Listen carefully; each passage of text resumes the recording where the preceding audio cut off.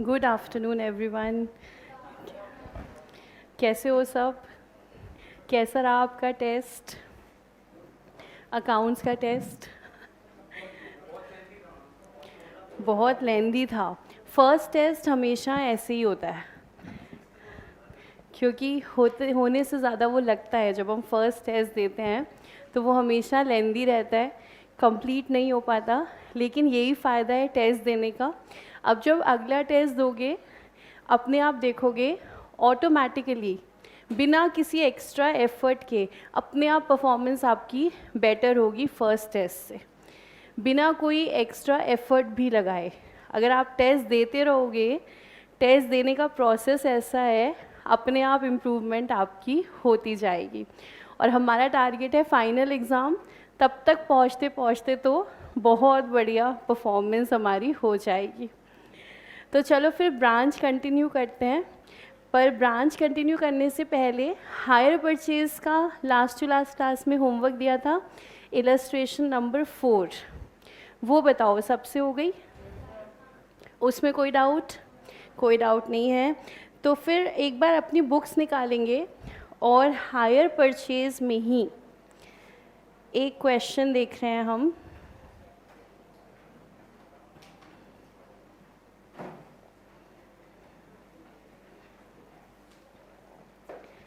Illustration number 13 देखते हैं।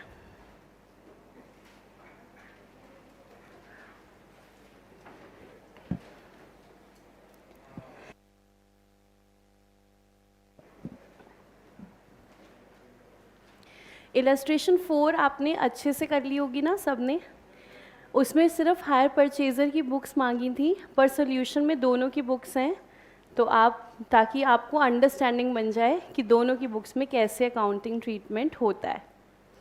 ठीक है, अब ज़रा एक बार हायर परचेज़ की इलस्ट्रेशन 13 देखते हैं। Happy valley florist acquired a delivery van on hire purchase on 1st April 17 from Ganesh Enterprises.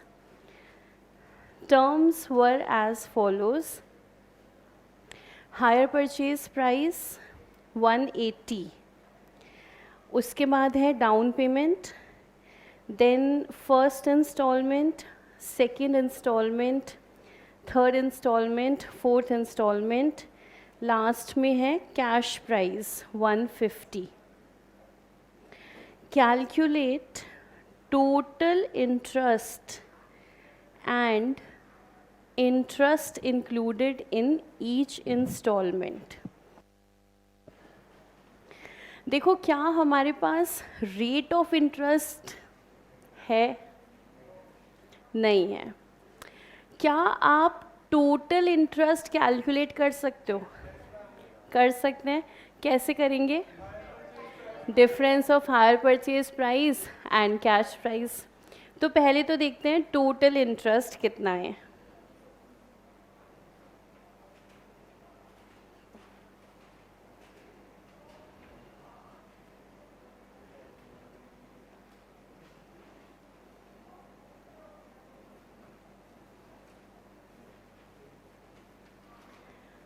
तो टोटल इंटरेस्ट है hire purchase price minus cash price.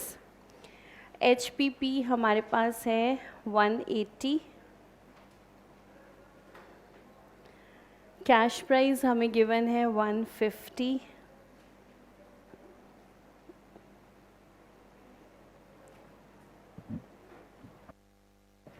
Total interest आ गया 30,000 रुपीज़। अब आगे चलने के लिए रेट ऑफ इंटरेस्ट तो नहीं है, क्या आप मुझे ये बता सकते हो कि फर्स्ट ईयर में किस अमाउंट पे इंटरेस्ट लगेगा? अगर हमारे पास रेट ऑफ इंटरेस्ट होता और हम उसे लगाते, तो हम किस अमाउंट पर लगाते फर्स्ट ईयर का इंटरेस्ट? आपने कहा 150 पर हम लगाते।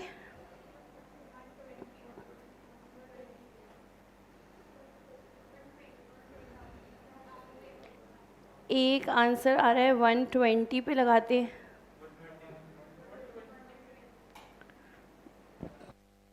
आराम से सोच लो। फर्स्ट ईयर में इंटरेस्ट हम किस अमाउंट पर लगाते हैं? हायर परचेज प्राइस 180 है, हायर परचेज प्राइस 180 है, टोटल पेमेंट आनी है 180।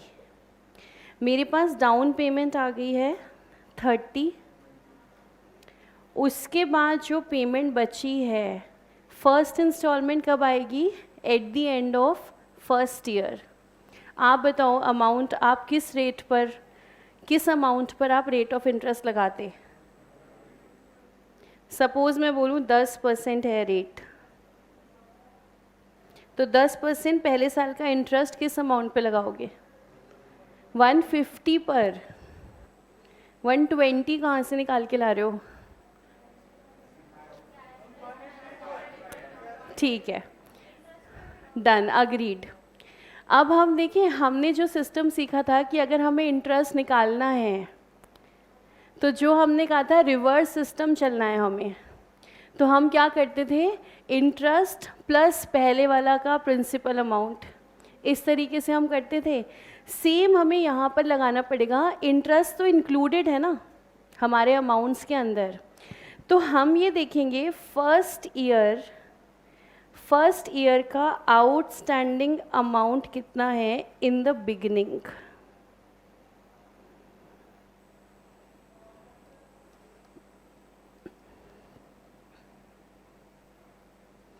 हम देखेंगे आउटस्टैंडिंग अमाउंट जो हमें पेमेंट करनी है वो कितना है in the beginning of first year. तो फर्स्ट ईयर के बिगिनिंग से हम देखें तो हमारा आउटस्टैंडिंग अमाउंट आएगा 150 इंक्लूडिंग इंटरेस्ट, क्योंकि इंटरेस्ट तो इंक्लूड हो चुका है इंस्टॉलमेंट के अमाउंट में। तो टोटल अमाउंट बनता है 180, जिसमें से 30 की डाउन पेमेंट आ गई।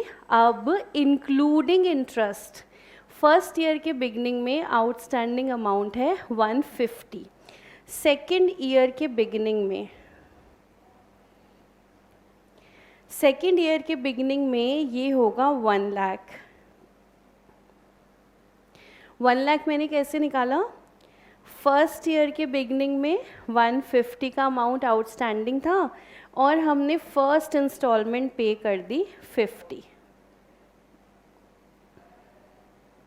तो यानी कि सेकेंड ईयर के बिगिनिंग में 1 लाख का अमाउंट आउटस्टैंडिंग है इंक्लूडिंग द इंटरेस्ट, इसमें इंटरेस्ट सब मिला हुआ है। अब देखिए थर्ड ईयर के बिगिनिंग में हमने उसके बाद अगली इंस्टॉलमेंट पे करी 50,000, तो यानी कि 50,000। सेकेंड ईयर में आउटस्टैंडिंग था 1 लाख, हमने पेमेंट कर दी सेकेंड ईयर के एंड में 50,000। तो थर्ड ईयर की बिगिनिंग से अमाउंट आउटस्टैंडिंग चल रहा है 50,000। फोर्थ ईयर की बिगिनिंग से हमारा थर्ड ईयर में आउटस्टैंडिंग था 50,000, हमने पेमेंट कर दी 30,000 की। तो फोर्थ ईयर में अमाउंट आउटस्टैंडिंग चल रहा है 20,000। फिफ्थ ईयर की बिगिनिंग में कोई अमाउंट आउटस्टैंडिंग नहीं है, क्योंकि फोर्थ ईयर के एंड में हमने पेमेंट कर दी है 20,000 रुपये। क्वेश्चन का फॉर्मेट कैसा है? हमारे पास टोटल अमाउंट्स हैं जिसके अंदर इंटरेस्ट जुड़ा हुआ है। तो टोटल 180 का अमाउंट है, 30 हमने दे दिया, बैलेंस बचा 150। तो हम देख रहे हैं कि first year, second year, third year, fourth year कितना अमाउंट ड्यू रहा। फर्स्ट ईयर में 150 रहा, सेकेंड ईयर में 1 लाख रहा, थर्ड ईयर में 50 रहा, फोर्थ ईयर में 20,000 रहा। अब हमें सिंपली क्या करना है, जो क्वेश्चन का फॉर्मेट है उसके बेसिस पर सॉल्व करेंगे। तो कैसे करेंगे? हमारा जो टोटल इंटरेस्ट है ना 30,000 रुपीज़ का, हमारा जो टोटल इंटरेस्ट है 30,000, इसको डिवाइड कर देते हैं हम इन द रेशो ऑफ 15:10:5:2। क्या किया हमने? हमने कहा ये देख लेते हैं हर साल कितना अमाउंट आउटस्टैंडिंग था, तो वो हमने निकाल लिया। पहले साल अमाउंट आउटस्टैंडिंग था 150, इंटरेस्ट इसी के अंदर है। फिर था 1 लाख, फिर है 50, फिर है 20। अब मुझे टोटल इंटरेस्ट पता है 30,000 है, ये नहीं पता हर इंस्टॉलमेंट में कितना। तो अगर क्वेश्चन ऐसे बनकर आएगा तो हम क्या करेंगे, हमारे टोटल इंटरेस्ट को रेशो में डिवाइड कर देंगे। कौन से रेशो में डिवाइड करेंगे? अमाउंट आउटस्टैंडिंग के रेशो में। तो हमने अमाउंट आउटस्टैंडिंग निकाला 15:10:5:2 और इस रेशो में डिवाइड कर देंगे टोटल इंटरेस्ट 30,000। बोलो हम साथ साथ हैं या हम आपके हैं कौन? बात समझ में आ गई तो हम साथ साथ हैं, नहीं समझ में आई तो हम आपके हैं कौन? तो हम साथ साथ हैं कि हम आपके हैं कौन? साथ साथ हैं। क्वेश्चन का फॉर्मेट ऐसा है, जब भी क्वेश्चन ऐसे आपको तंग करेगा, देखो क्वेश्चन जो है ना, एक तो वो हमारा दोस्त है, दुश्मन नहीं है। हम क्वेश्चंस को क्या समझते हैं? हमारा दुश्मन नहीं, क्वेश्चंस हमारे दोस्त हैं। लेकिन आपको पता है ना, दोस्त दो कैटेगरी के होते हैं, शरीफ और शैतान। आपको कौन से वाले पसंद हैं?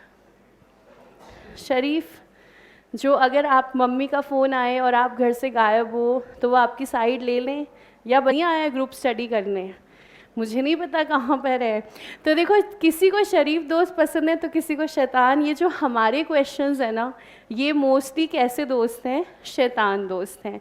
लेकिन दोस्ती निभाएंगे, है ना। दोस्त कौन होता है? कितनी भी शैतानी करे लेकिन मुसीबत के समय साथ खड़ा होगा, वही चीज़ यहाँ पर है। क्वेश्चन आपको कितना भी टेक्निकल लगे, शैतानी कर रहा है, कुछ ना कुछ हिंट दे के जाएगा, दोस्ती निभाएगा। तो मान लो अगर ऐसा हो जाए, अपने आप में रेयरेस्ट क्वेश्चन है भाई। रेट ऑफ इंटरेस्ट तो आपको हमें देना चाहिए था, हम इजीली कैलकुलेट कर लेते हैं अमाउंट ऑफ इंटरेस्ट।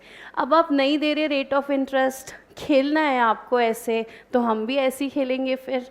तो हमने क्या किया, सबसे पहले निकाला टोटल इंटरेस्ट। टोटल इंटरेस्ट आ गया 30,000।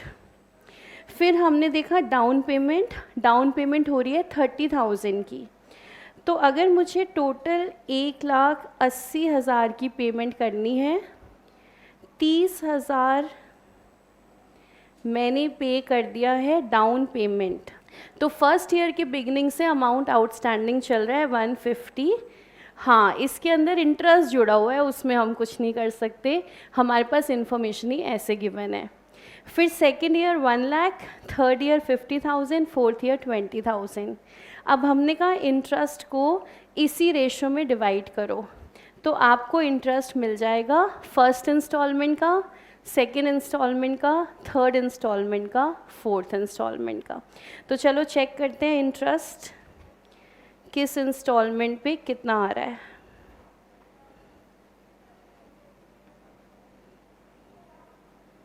यहाँ तक लिख लिया ना आपने? तो इंटरेस्ट कैलकुलेट करते हैं। इंटरेस्ट इंक्लूडेड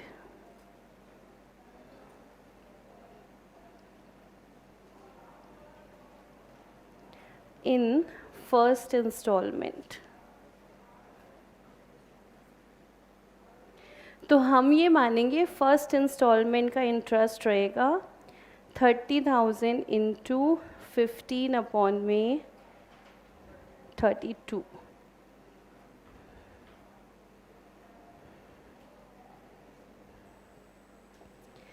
हम इसको ऐसे ही ले रहे हैं 15:10:5:2, क्योंकि लॉजिकली फर्स्ट का इंटरेस्ट डेफिनेटली सबसे ज़्यादा होगा, फिर इंटरेस्ट हमारा रिड्यूस होता जाएगा। फिर देखिए सेकेंड इंस्टॉलमेंट में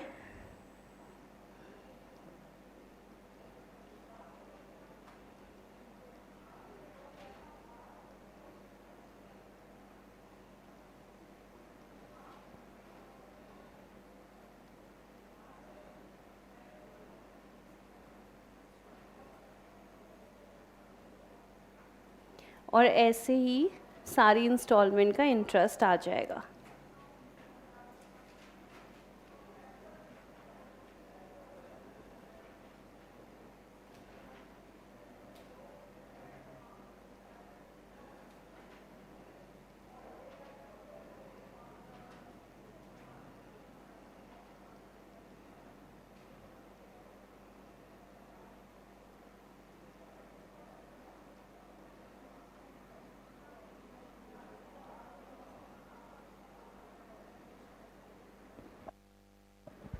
देखिए, चेक कर लीजिए।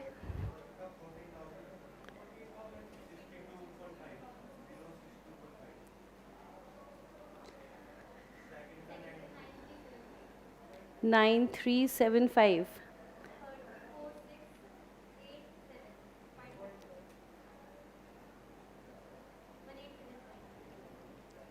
1875।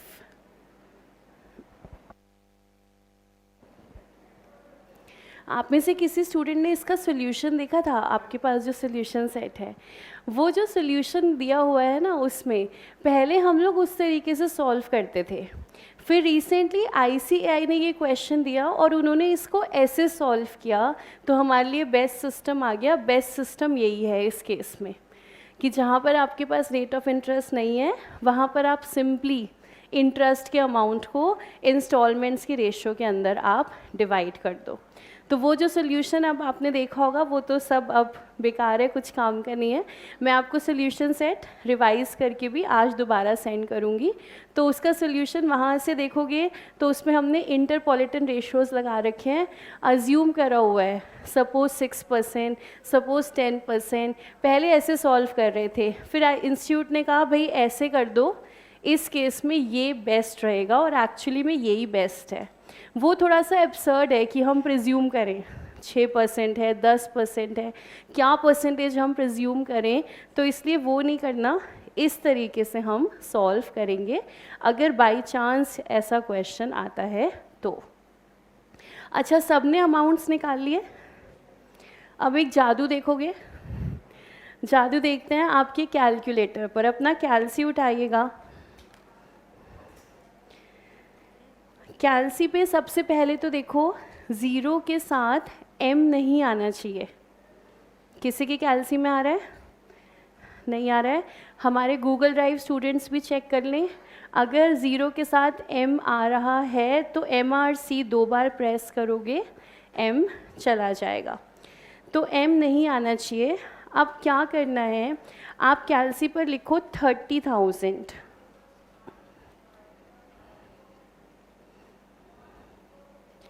30,000। फिर आप प्रेस करो डिवाइड की डिवाइडेड। फिर आप लिखो 32। फिर आप करो इनटू। फिर आप करो 15 इज इक्वल्स टू, कितना आ रहा है? 14,062.5। ये जादू नहीं था, जादू अभी शुरू होगा। अब जब ये आ रहा है ना 14,062.5, अब आप कैलसी पर लिखो 10। सिंपली क्या लिखोगे? 10, और फिर प्रेस करो इक्वल्स टू। कितना आ रहा है? 9375। फिर आप कैलसी पर लिखो 5 और प्रेस करो इक्वल्स टू। कितना आ रहा है? 4687.5। फिर आप कैलसी पर लिखो 2 और फिर करो इक्वल्स टू। है ना जादू अच्छे वाला? तो हमें जो कैलसी यूज़ करने का मौका मिला है, बहुत ही शानदार चीज़ है ये। धीरे धीरे क्लास में सीखते जाएंगे कि इसको यूज़ कैसे करना है। तो ये हमने कैलसी का बेस्ट यूज़ किया। लेकिन जो इस टाइप की ट्रिक्स हैं, इसमें हम सिस्टम को बदल नहीं सकते। मतलब सबसे पहले क्या करना होगा, 30,000 डिवाइडेड बाय 32 इनटू में 15 इज इक्वल्स टू। अगर कहीं आपने हिट एंड ट्रायल करा कि 30,000 इंटू 15 डिवाइडेड बाय 32, फिर ये शॉर्टकट काम नहीं करेगा। तो जितनी भी ये ट्रिक्स हम देखेंगे उसमें बस एक रिक्वायरमेंट है कि जैसे मैं बता रही हूँ वैसे ही आपको करना है। इसके पीछे लॉजिक ये चल रहा है, इस ट्रिक के पीछे यहाँ तक का जो पोर्शन है ना वो कैल्सी अपनी मेमोरी में सेव कर लेता है। तो जब हमने एक बार कर दिया उसके बाद हमने 10 लिखा, यहाँ तक कैल्सी सेव कर चुका है और वो हमें फिर इंटू 10 करके दे रहा है। ठीक है, आगे से ट्रिक्स के लॉजिक नहीं देखेंगे क्योंकि ट्रिक्स में लॉजिक में मज़ा नहीं है ना, जादू में मज़ा है कि कुछ जो है जादू यहाँ पर हो रहा है। तो अगर रेशो में डिवाइड करना हो तो इस तरीके से आप डिवाइड कर सकते हो। अब देखो एक बार हमने इंटरेस्ट निकाल लिया सारी इंस्टॉलमेंट का, अब अकाउंट तो बना लोगे ना, अब इसमें कोई डाउट नहीं होगा अकाउंट में। तो अब अकाउंट आप जो है घर पे आराम से बना के देखना।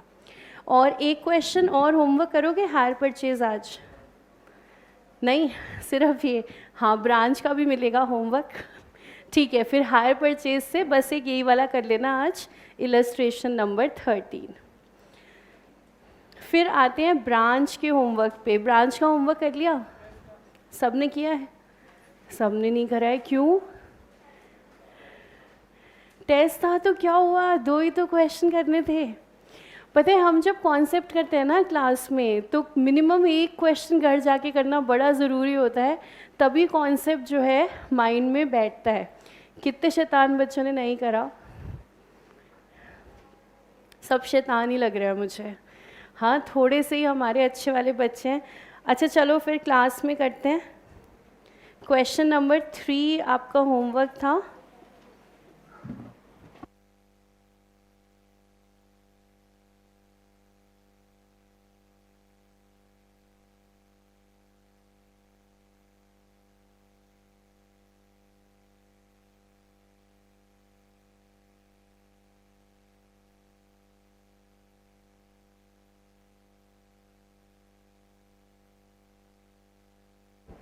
अब भाई डाउट आ रहा है कि कल का जो टेस्ट हुआ था उसमें भी ये क्वेश्चन था, तो उसके ग्रेस मार्क्स मिलेंगे?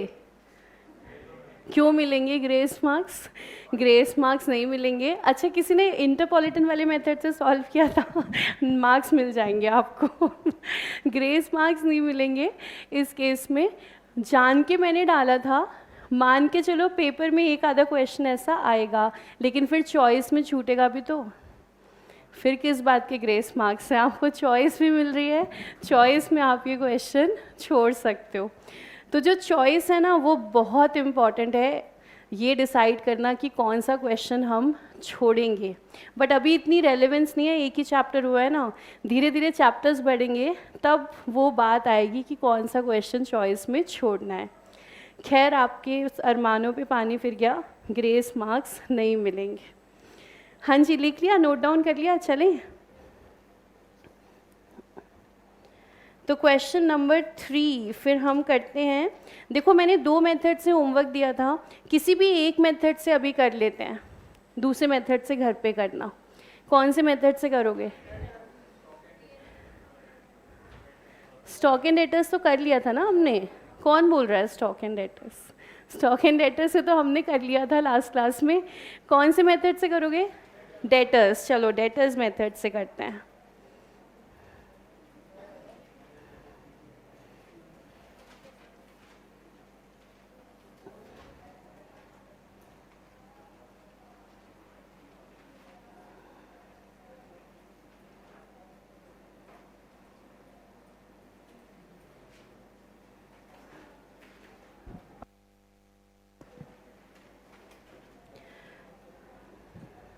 तो क्वेश्चन नंबर 3 लास्ट क्लास में हमने किया था स्टॉक एंड डेटर्स मेथड से, अब हम करते हैं डेटर्स मेथड से।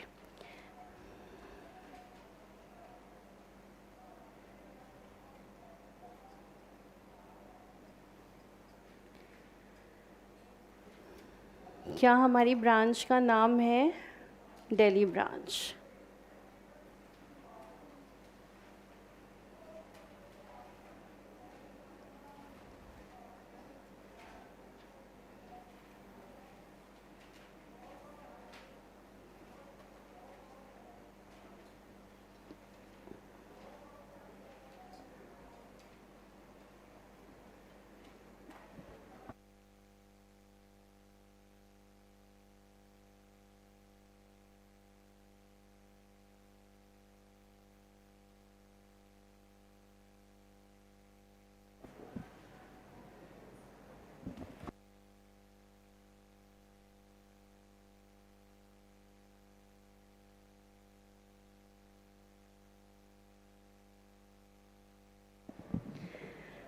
चलिए स्टार्ट करें डेटर्स मेथड से।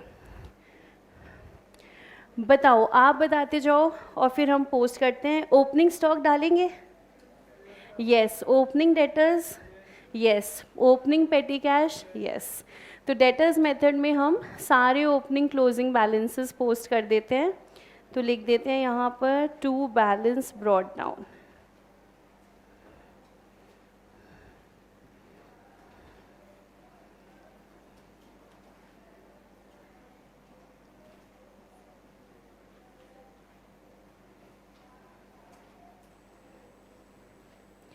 Stock debtors and petty cash.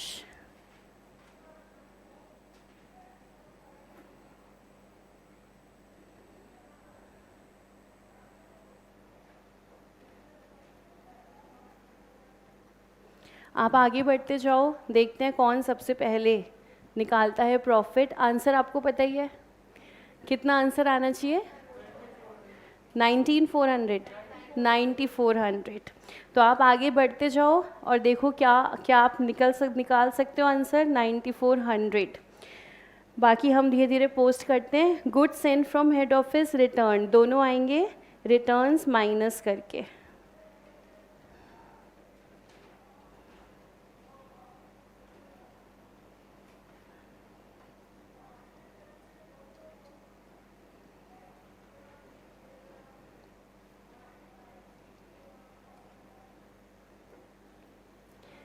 उसके बाद कैश सेल्स पूरी आएंगी, क्रेडिट सेल्स नहीं दिखाएंगे, हम दिखाएंगे collection from debtors.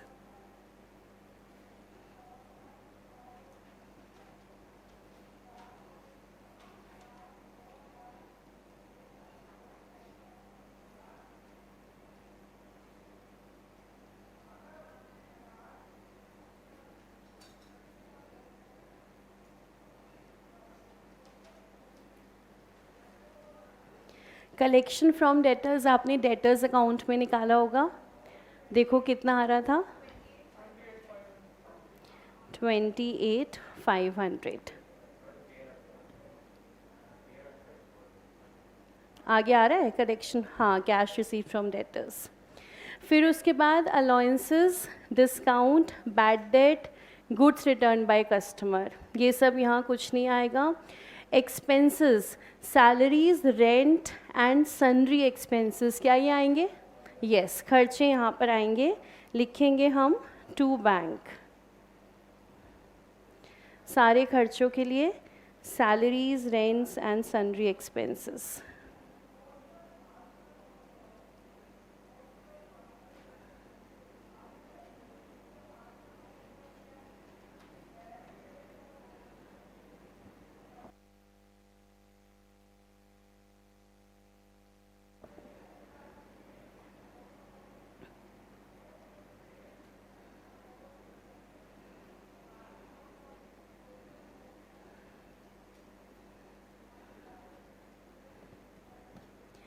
Cash received हमने दिखा दिया है और फिर आ जाते हैं क्लोजिंग बैलेंसेस पर।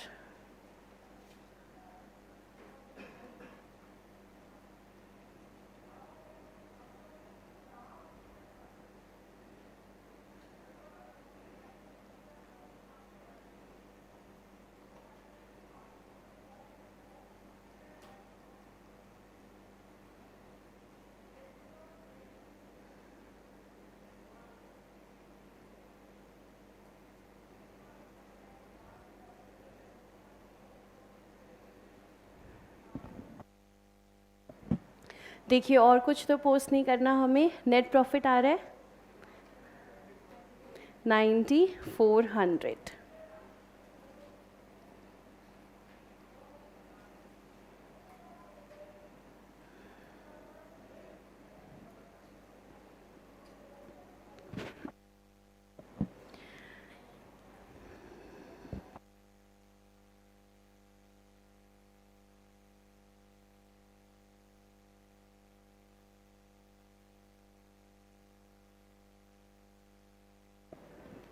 देखो लास्ट क्लास में हमने स्टार्ट किया था ब्रांच अकाउंट। ब्रांच का मतलब क्या था? Any establishment carrying on either the same business or substantially the same business. Branches को हम डिवाइड किया था हमने दो पार्ट में, इनलैंड और फॉरेन। इनलैंड ब्रांचेस कौन सी थी? जो उसी कंट्री में होती हैं जिस कंट्री में हमारा हेड ऑफिस होता है, और किसी और कंट्री में होगी तो फिर फॉरेन ब्रांचेस। फॉरेन ब्रांचेस हमेशा इंडिपेंडेंट होती हैं, लेकिन इनलैंड ब्रांचेस डिपेंडेंट भी हो सकती हैं, इंडिपेंडेंट भी। दोनों की क्लासिफिकेशन सिर्फ एक ही बेसिस पर है, बुक्स ऑफ अकाउंट्स कैसे बन रही हैं। बुक्स ऑफ अकाउंट्स अपने आप बना रहे हो तो independent, books of accounts head office बना रहा है तो फिर डिपेंडेंट। डिपेंडेंट ब्रांचेस की बुक्स ऑफ अकाउंट्स देखना हमने स्टार्ट किया है। इन ब्रांचेस की बुक्स ऑफ अकाउंट्स डिपेंड करता है इस बात पर हेड ऑफिस ने ब्रांच को सामान किस प्राइस पर भेजा है। कॉस्ट प्राइस हो सकता है, इनवॉइस प्राइस हो सकता है, होलसेल प्राइस हो सकता है। अगर होलसेल प्राइस पर भेजा है, मेथड है होलसेल ब्रांच अकाउंटिंग मेथड। लेकिन अगर कॉस्ट पर भेजा है या इनवॉइस पर भेजा है, दोनों ही केसेस में हमारे पास तीन मेथड के ऑप्शंस हैं। कौन कौन सा? डेटर्स, स्टॉक एंड डेटर्स और फाइनल अकाउंट्स। फाइनल अकाउंट्स में हम बना रहे हैं ट्रेडिंग और P&L। डेटर्स में हम बना रहे हैं सिर्फ एक ही ब्रांच का अकाउंट, ब्रांच को हमने अपना डेटर मान रखा है हेड ऑफिस ने। और तीसरा है हमारा stock and debtor system. System क्या फॉलो करना है डिपेंड करेगा ब्रांच की साइज़ पर। स्मॉल ब्रांचेस हैं, डेटर्स मेथड फॉलो करो। बिग साइज़ ब्रांच है, बहुत सारी ट्रांजेक्शन्स हैं, तो फॉलो करना चाहिए स्टॉक एंड डेटर्स मेथड। अब हमने लास्ट क्लास में कॉस्ट प्राइस सीख रहे थे हम, if goods are sent to branch at cost price. एक और क्वेश्चन उसी का प्रैक्टिस करते हैं, if goods are sent at cost price. फिर सीखेंगे if goods are sent at invoice price. तो फिलहाल कॉस्ट प्राइस वाला एक क्वेश्चन और करते हैं। आपकी बुक के अंदर क्वेश्चन नंबर 21।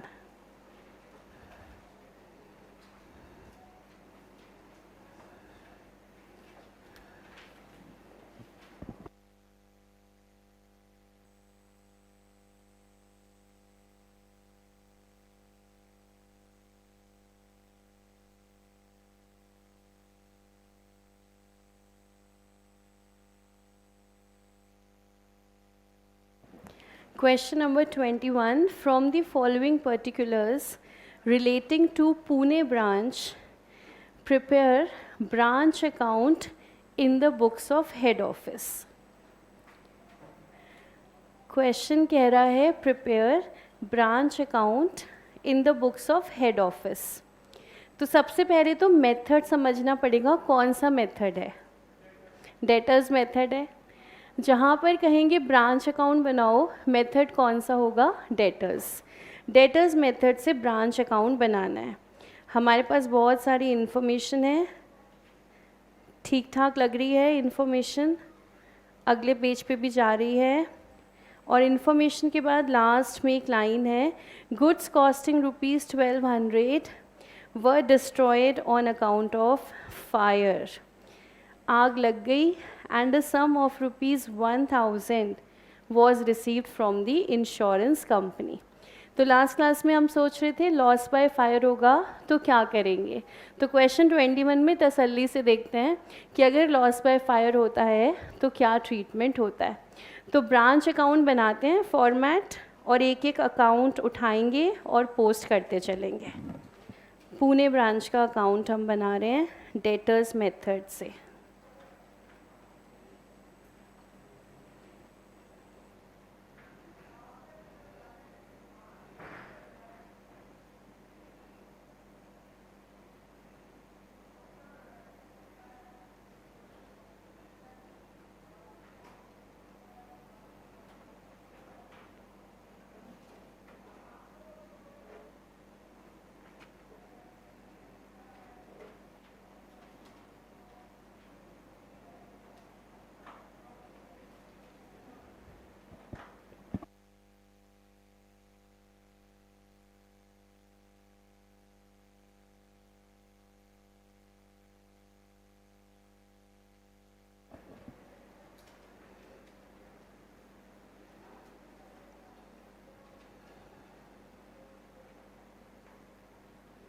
तो स्टार्ट करते हैं हम हमारा ब्रांच अकाउंट।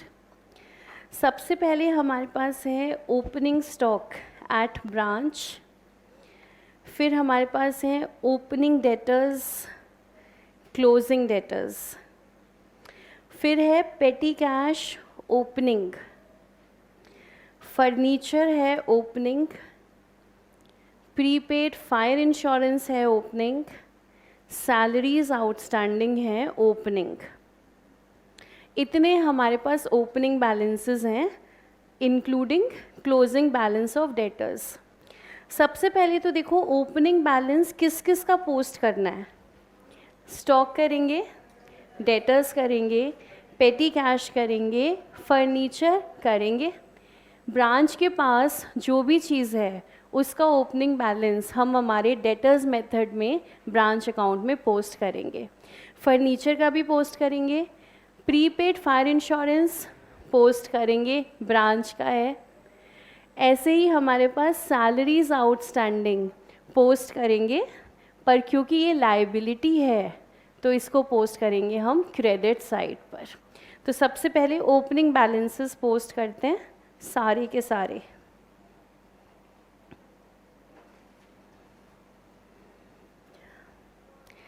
डेटर्स मेथड में ब्रांच अकाउंट के अंदर ब्रांच के जितने एसेट्स हैं सबका ओपनिंग बैलेंस पोस्ट होगा। तो स्टार्ट करते हैं हम स्टॉक से।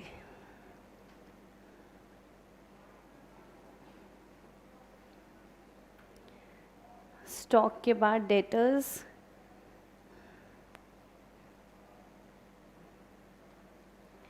देन पेटी कैश,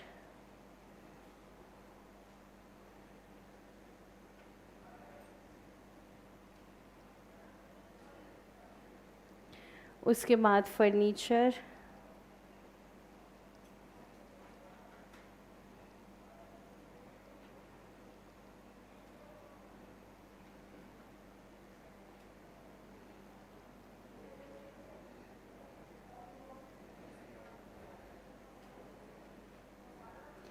फर्नीचर 2000 और प्रीपेड इंश्योरेंस 150, और साथ ही साथ सैलरीज आउटस्टैंडिंग पोस्ट करेंगे बाय बैलेंस बीडी।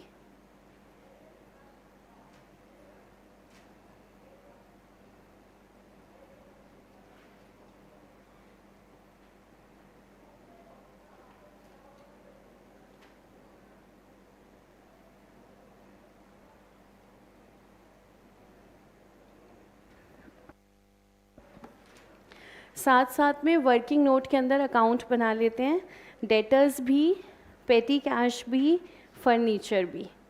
बाकी कुछ ज़रूरत होगी तब देखेंगे। ये 3 अकाउंट्स बना लेते हैं, तीनों के ओपनिंग बैलेंसेस पोस्ट कर देंगे।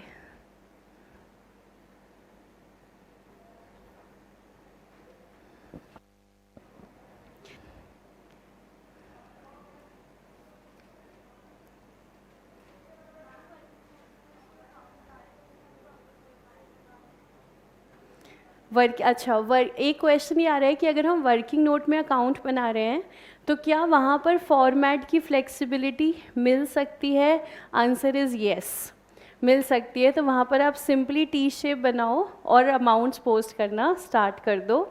वर्किंग नोट में ये काम किया जा सकता है।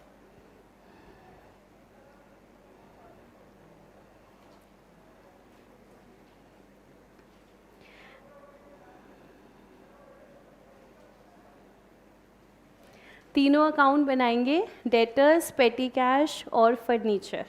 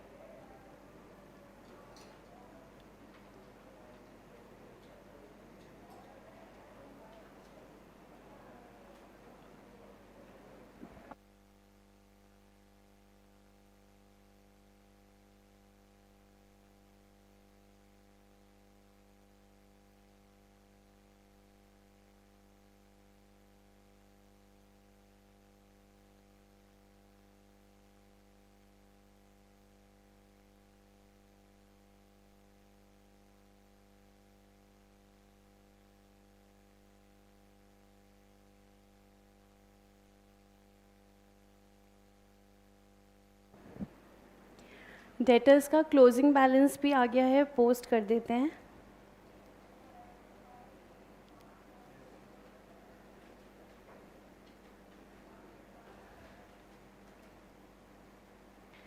$4900 और अकाउंट में बिल्कुल लास्ट में करेंगे closing balances post.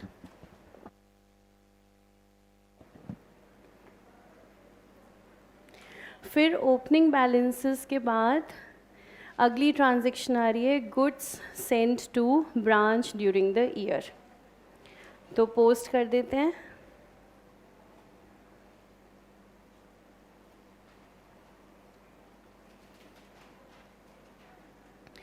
To GSTB, goods sent to branch 80,000.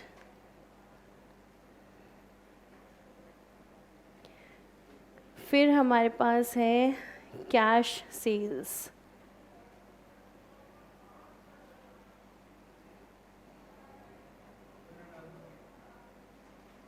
Returns हैं GSTB की।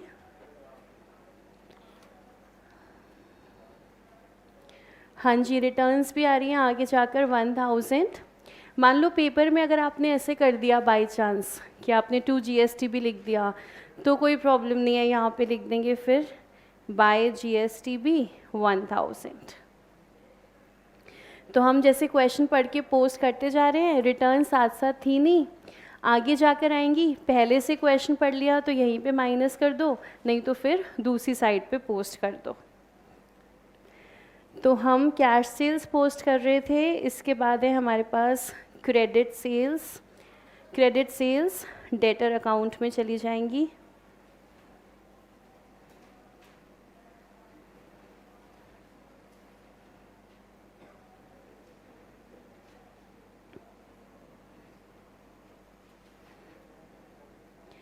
$40,000।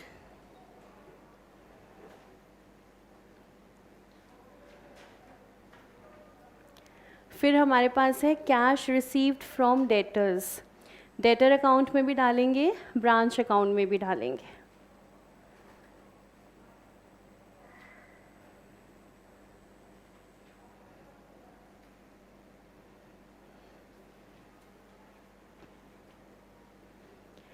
फिर देखो इसी के बाद अगली ट्रांजैक्शन आ रही है cash paid by branch debtors directly to head office. अब अगर डेटर्स हमारे हमें पे करते तो हमने लिखा था बाय कैश, सीधा हेड ऑफिस को पे कर रहे हैं तो हम लिखेंगे बाय हेड ऑफिस। ये कैश हेड ऑफिस ने डायरेक्टली रिसीव कर लिया है 2000 रुपीज़। फिर पोस्ट करेंगे ब्रांच अकाउंट में।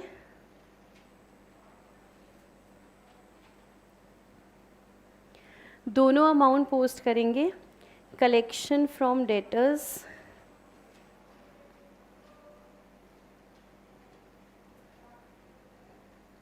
$35,000 and received directly by head office.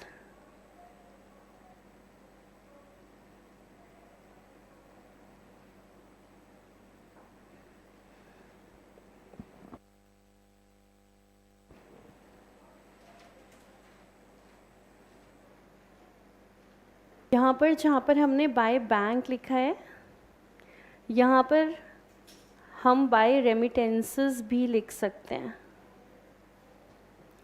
हमारे स्टडी मॉड्यूल में दोनों चीज़ें दिख रही हैं, कहीं पर बाय बैंक है, कहीं पर बाय रेमिटेंसेस हैं, आप कुछ भी लिख सकते हो। फिर उसके बाद next transaction discount allowed to debtors,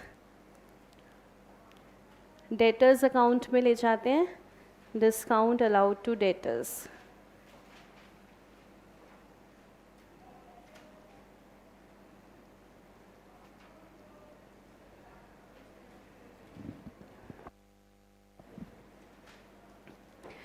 उसके बाद है cash sent to branch for expenses, cash sent to branch for expenses, तो एक्सपेंसेस रिकॉर्ड करेंगे हम टू बैंक,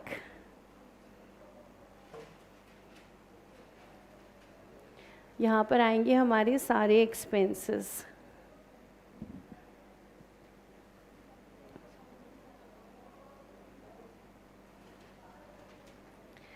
रेंट 2000,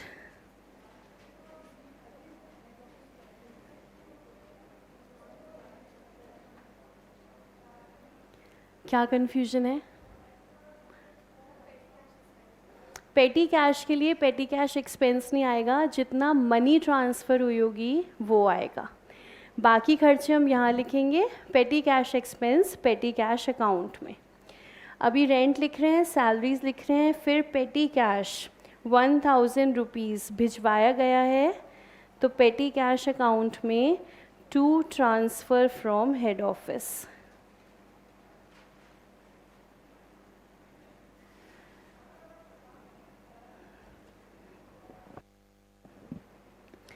पेटी कैश के केस में डिफरेंट ट्रीटमेंट क्यों हो रहा है? क्योंकि पेटी कैश हमारा एसेट है।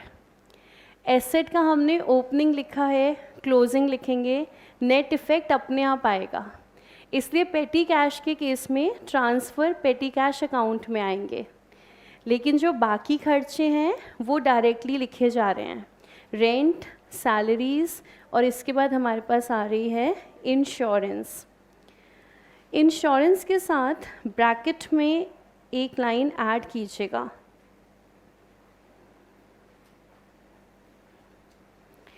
इंश्योरेंस लिखा है अप टू 31 मार्च 2016, ब्रैकेट में लिखिएगा पेड फॉर 1 ईयर।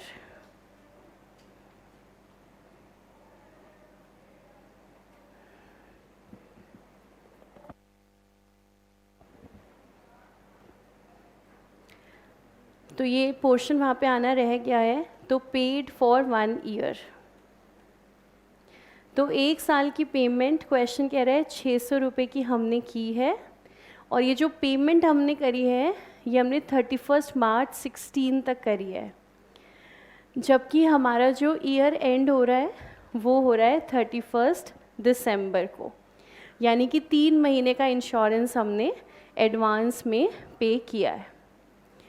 हम क्वेश्चन में देखेंगे पहले से भी प्रीपेड इंश्योरेंस आ रहा है, तो इसका मतलब ये सिस्टम चल रहा होगा, हम इंश्योरेंस अप्रैल टू मार्च पे कर रहे हैं, अकाउंटिंग ईयर हमारा जनवरी टू दिसंबर चल रहा है, तो हमेशा 3 महीने की इंश्योरेंस ओपनिंग भी प्रीपेड आ रही है, क्लोजिंग भी प्रीपेड आती रहेगी। बट फ़िलहाल हमें ब्रांच अकाउंट में सिंपली खर्चा दिखाएंगे पूरा का पूरा, इंश्योरेंस 6000 सबका टोटल है, 2000, 2400, 1000 और 600। तो वहाँ पर जो 6000 आ रहा है वो सारे खर्चों का टोटल आ रहा है।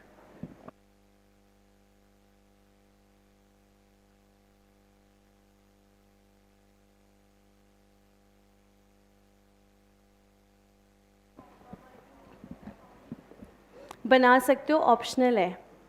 अगर हम इंश्योरेंस से प्रीपेड एडजस्ट नहीं कर रहे तो बनाने की ज़रूरत ही नहीं है, अगर आप एडजस्ट करोगे तो बनाना पड़ेगा।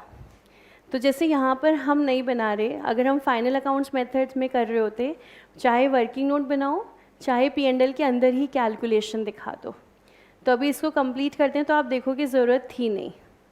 बाकी वर्किंग नोट्स तो हमेशा ऑप्शनल है, आप कोई भी बना सकते हो, बट इंश्योरेंस में रिक्वायरमेंट पड़ेगी नहीं। अभी देखते हैं कंप्लीट करते हुए। तो देखो इंश्योरेंस हमने डाल दिया 600, फिर उसके बाद गुड्स रिटर्न बाय ब्रांच हम ऑलरेडी पोस्ट कर चुके हैं, then goods return by debtors, sales return है, डेटर्स अकाउंट में लिखेंगे।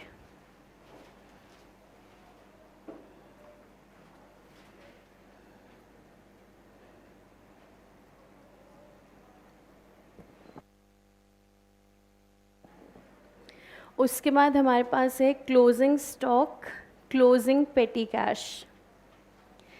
पेटी कैश यहीं पे लिख देते हैं,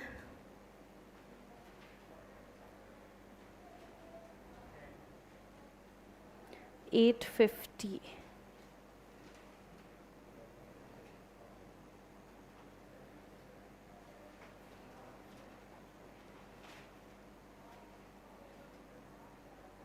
और थोड़ा सा गैप देकर मैंने क्लोजिंग बैलेंस लिख दिया है, क्योंकि लॉस बाय फायर अभी बचा है, तो 2-3 लाइन का गैप देकर बैलेंस CD, स्टॉक एंड पेटी कैश।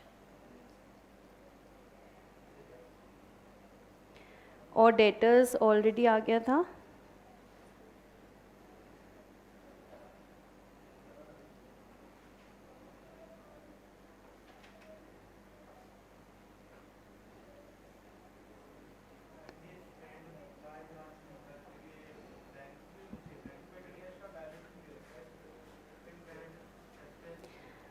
पेटी कैश के लिए देखो 3 अमाउंट्स आ गए हमारे पास। ब्रॉड डाउन आ गया, कैरेट डाउन भी दे रखा है। अच्छा, पेटी कैश स्पेंट बाय ब्रांच है, बैलेंस नहीं है, सॉरी, पेटी एक्सपेंस है।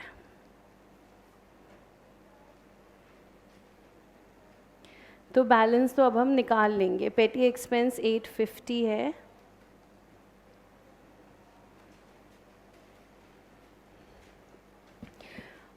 फिर हमने डेटर्स का बैलेंस लिखा था 4900। तो पेटी कैश का हम निकाल लेंगे, निकल ही जाएगा लास्ट में 650।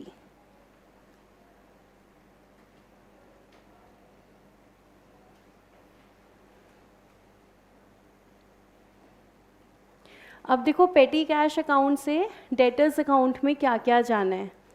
एक तो बैलेंस CD जाएगा और साथ ही साथ ट्रांसफ़र फ्रॉम हेड ऑफिस चला जाएगा, अलग से लिखेंगे। याद है जब हमने फॉर्मेट बनाया था तो वहाँ पे हमने लिखा था remittances from head office for पेटी कैश। और अगर हम फाइनल अकाउंट्स मेथड बना रहे होते तो वहाँ पर ले जाते हम पेटी एक्सपेंसेस, और अगर हम डेटर्स मेथड के अंदर हैं तो वहाँ पर लेकर जाएंगे हम remittances, transfer from head office. तो वापस दिखा देते हैं, बैलेंस कैरेट डाउन 650, और पेटी कैश के लिए अलग से दिखा देते हैं to bank, transfer from head office.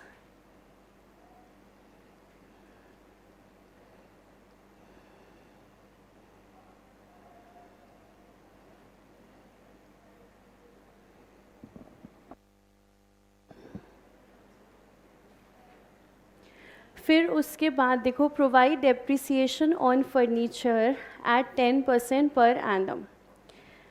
Furniture account में जाके डेप्रिसिएशन लगाना है। कौन सी साइड पर लगाएंगे? क्रेडिट साइड पर, बाय डेप्रिसिएशन 10% लगाना है तो 2000।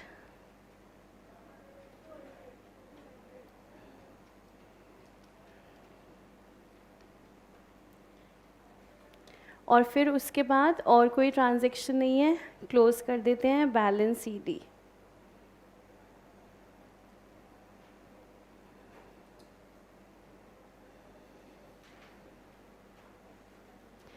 फाइनल अकाउंट्स मेथड में डेप्रिसिएशन लेके जाते हैं अकाउंट में।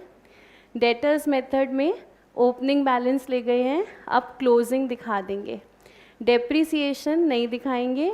रीज़न क्या है? ओपनिंग क्लोजिंग का नेट इफ़ेक्ट अपने आप डेटर्स अकाउंट में आएगा, डेटर्स मेथड से ब्रांच अकाउंट के अंदर आएगा। तो हम फर्नीचर का क्लोजिंग बैलेंस दिखा रहे हैं,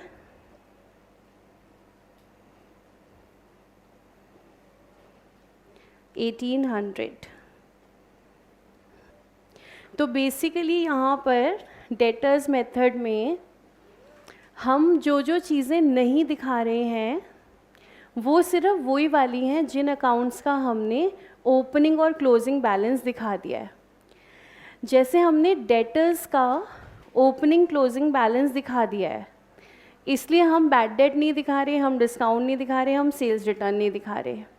लेकिन रेंट का, सैलरीज़ का, इसका हमने कोई ओपनिंग क्लोजिंग नहीं दिखाया, तो ये सारे खर्चे हम दिखा रहे हैं।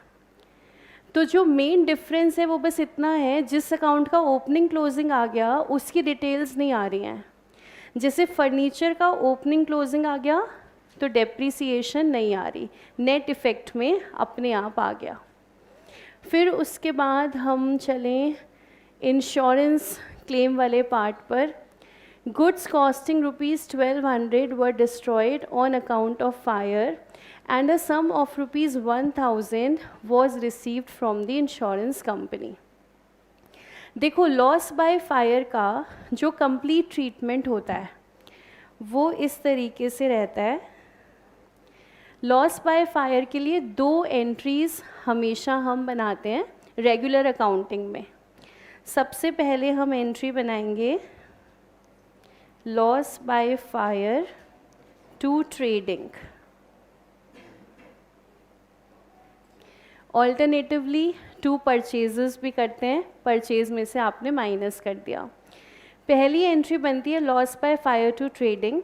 इसमें हमेशा आता है टोटल वैल्यू ऑफ लॉस, हमें नुकसान कितने का हुआ, जैसे हमारे क्वेश्चन में 1200। फिर हमें इंश्योरेंस क्लेम अगर मिला होता है, अगली एंट्री बनेगी बैंक अकाउंट डेबिट, कितने से, जितना हमें क्लेम मिल गया। क्लेम अगर मिल जाता है तो आता है बैंक डेबिट, क्लेम अगर नहीं मिलता तो आता है इंश्योरेंस कंपनी डेबिट। मिला नहीं है, एडमिट हो चुका है, तो बैंक अकाउंट डेबिट। फिर हम लिखेंगे to loss by fire. Loss by fire था 1200 रुपये का, इंश्योरेंस क्लेम मिल गया 1000 रुपये का, डिफरेंस हमारा चला जाएगा P&L अकाउंट में।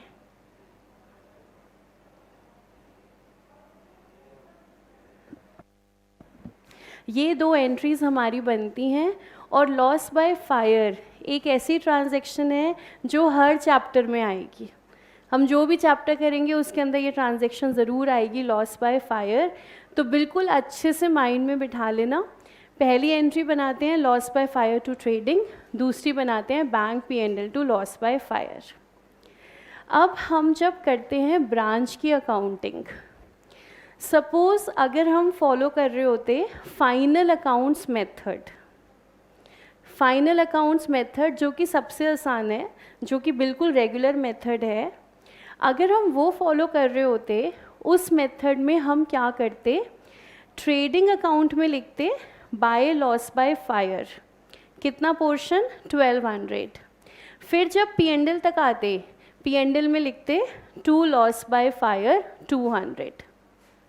ट्रेडिंग में लिखा 1200, P&L में लिखा हमने 200, अगर हम फाइनल अकाउंट्स बना रहे होते। लेकिन जब हम बना रहे हैं डेटर्स मेथड से ब्रांच अकाउंट, ठीक है, तो देखो जैसे पेटी कैश है, पेटी कैश में ये जो ट्रांसफ़र होता है हम वो दिखा देते हैं apart from opening closing balance. जैसे हमारा डेटर्स अकाउंट है, ओपनिंग क्लोजिंग बैलेंस के अलावा क्या दिखा रहे हैं ब्रांच अकाउंट में, कलेक्शन फ्रॉम डेटर्स। तो यहाँ पर जो कैश का पोर्शन है ना वो अलग से आ रहा है। इसलिए लॉस बाय फायर जब होता है और हम हैं हमारे डेटर्स मेथड के अंदर, इस मेथड में सिर्फ एक ही अमाउंट दिखाते हैं, वो है 1000 रुपये का, बाकी कुछ नहीं दिखाएंगे। यहाँ सिर्फ क्या दिखाएंगे हम, बैंक का अमाउंट 1000 रुपये। बाकी कहाँ गया, वो जो हमने स्टॉक डाला ना ओपनिंग क्लोजिंग बैलेंस, वो नेट होकर के आ गया, वो लॉस बाय फायर जो था उसी के अंदर कवर हो गया। अलग से सिर्फ क्या दिखाना है, बैंक अकाउंट का अमाउंट। तो यहाँ पर वापस जाएंगे हम हमारे ब्रांच अकाउंट में और यहाँ पर लिखेंगे हम by bank insurance claim received.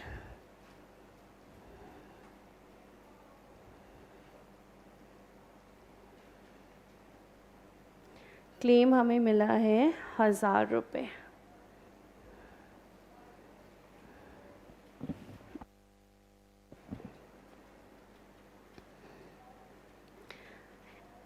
तो इंश्योरेंस क्लेम टोटल तो 2 एंट्रीज़ बनेंगी, लेकिन हमारे डेटर्स मेथड में सिर्फ कैश वाला पोर्शन है ना। जैसे आप सबको भी पैसे से बहुत प्यार है, आप लोग सीए क्यों कर रहे हो, क्योंकि इसमें बहुत पैसा है। कॉमर्स की फील्ड के अंदर ये सेकंड बेस्ट कोर्स है।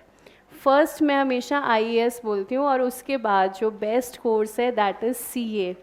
सीए की जर्नी में बहुत मनी है, एथिकल वाली, एथिकल जो आप अर्न कर सकते हो। तो वो जो पैसा जो हमें चाहिए, जिसको हम बोलते हैं सक्सेसफुल करियर है, अगर आपका एक स्टेबल सोर्स ऑफ इनकम है, तो वही उसी से बस याद रखो कि हमारी डेटर्स मेथड में ब्रांच अकाउंट के अंदर कैश के ऊपर पूरा फोकस है। वो हम सारा दिखा रहे हैं अलग से, बाकी सब चीज़ें जैसे फॉर्मेट है वैसे चल रहा है। तो अगर लॉस बाय फायर है तो हम सिर्फ कौन सा अमाउंट दिखा रहे हैं, received from the insurance company. और बस क्वेश्चन ख़त्म होता हुआ लास्ट में प्रीपेड इंश्योरेंस चेक कर लेते हैं, इस साल की कितनी होगी, कैलकुलेट करें।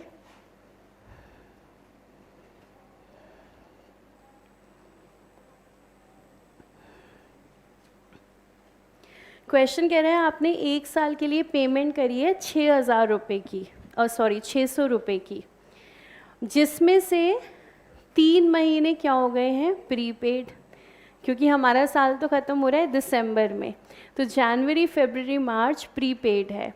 तो यानी कि हमारा क्लोजिंग प्रीपेड, हमने कहा 600 रुपये की पेमेंट है 12 महीने के लिए, और क्लोजिंग प्रीपेड कितना है, 3 महीने। तो प्रीपेड इंश्योरेंस का क्लोजिंग बैलेंस 150।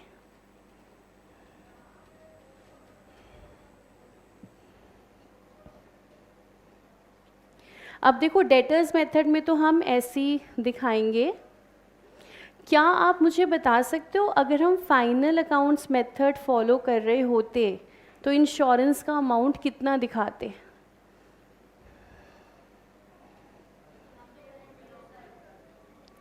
अगर हम फाइनल अकाउंट मेथड फॉलो कर रहे होते, फाइनल अकाउंट में हम दिखाते हैं इंश्योरेंस, हाँ दिखाते हैं, खर्चा है। और प्रीपेड और आउटस्टैंडिंग का क्या करते हैं, बैलेंस शीट में तो जाते ही है। और पी&एल में आपने ऐसा कुछ ना करा होगा बचपन में, कॉमर्स के बचपन में 11th क्लास में ऐसा कुछ आपने पढ़ा होगा। सपोज सैलरीज का अमाउंट दिया हुआ है, फिर आपको दिया हुआ है ओपनिंग आउटस्टैंडिंग, कुछ याद आ रहा है, क्लोजिंग आउटस्टैंडिंग, फिर ऐसी ओपनिंग प्रीपेड और closing prepaid.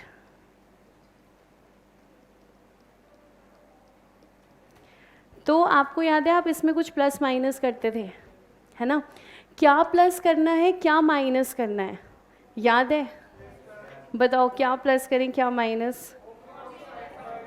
Opening outstanding minus के plus, minus closing outstanding plus opening prepaid plus closing prepaid minus. बिल्कुल सही है। तो देखो या तो ये याद हो, ये आपने लर्न कर रखा है क्या प्लस करना है क्या माइनस। और अगर बाई चांस भूल जाओ कभी क्या प्लस करना है क्या माइनस, सिंपल सा इसके पीछे लॉजिक है। हमारा P&L कौन सी आइटम्स दिखाता है जो सिर्फ उसी साल की होती है, ना तो आने वाले साल की दिखाएगा ना पिछले साल की दिखाएगा। सपोज अगर सैलरीज हम बात कर रहे हैं 2021 की, ओपनिंग आउटस्टैंडिंग, ओपनिंग आउटस्टैंडिंग का मतलब है सैलरी आउटस्टैंडिंग ऑन 1 जनवरी 21 या फिर इसी को कह सकती हूँ 31 दिसंबर 20। तो ये जो आउटस्टैंडिंग सैलरी है ये कौन से साल की है, 2020 की, और हम बना रहे हैं 2021 का P&L, पिछले साल का है, नहीं आना चाहिए, माइनस करेंगे। अगर हम बात करें क्लोजिंग आउटस्टैंडिंग यानी कि 31/12/21, इसी साल की आउटस्टैंडिंग है, इसी साल का P&L बना रहे हैं, प्लस करेंगे। ओपनिंग प्रीपेड 1 जनवरी 21 का प्रीपेड, अगर मैंने 1 जनवरी को एडवांस पेमेंट कर रखा है तो कौन से साल के लिए? इसी साल के लिए। तो ये इसी साल का है तो हम प्लस कर देंगे। क्लोजिंग प्रीपेड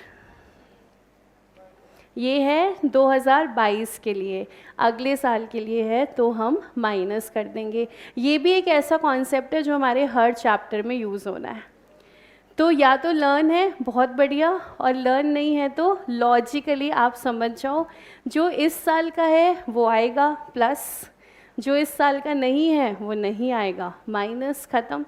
तो आप बताओ अगर बाई चांस हम फाइनल अकाउंट्स मेथड बना रहे होते तो इंश्योरेंस P&L के अंदर कितनी दिखाते?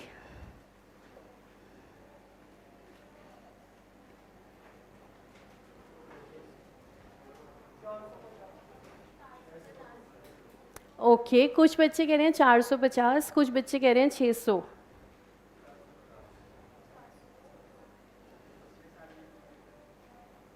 कितने बच्चे कह रहे हैं 600 और 450? देखो चेक करें, इंश्योरेंस का अमाउंट है 600, आउटस्टैंडिंग तो है नहीं, प्रीपेड है, प्लस किया ओपनिंग प्रीपेड 150, माइनस किया क्लोजिंग प्रीपेड, तो ये कितना आया? 600। 450 वाले बच्चे क्या करना था? ओपनिंग प्रीपेड प्लस करना था, क्लोजिंग प्रीपेड माइनस करना था। तो अगर हम फाइनल अकाउंट्स बना रहे होते तो इंश्योरेंस कितना दिखाते? 600। तो ये क्वेश्चन हमारा ख़त्म हो गया।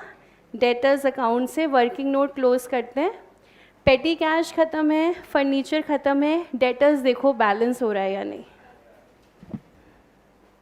दोनों साइड टैली हो रही है?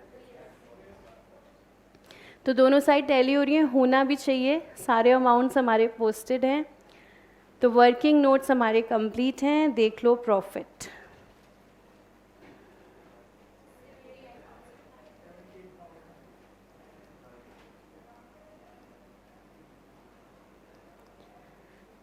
$78,950। तो आराम से कंप्लीट कर लो, चेक कर लो, कोई डाउट है तो पूछ लो।